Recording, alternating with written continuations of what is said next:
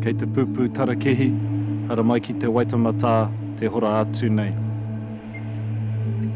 Hara mai ki te kōtihi o maunga whau, te pātū watawata o hua kaiwaka, āriki ki runga o tāmaki i ona wā.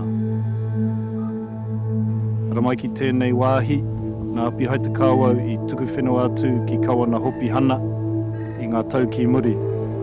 Hei aha, hei hakatū tēnei taone nui a akarana ki runga i ona whenua tauri kura. Nau mai hara mai ki tāmaki makaurau, ki tāmaki herenga waka, ki tāmaki kāinga ngaika me ngā whiua katoa. Haere mai, hara mai rā.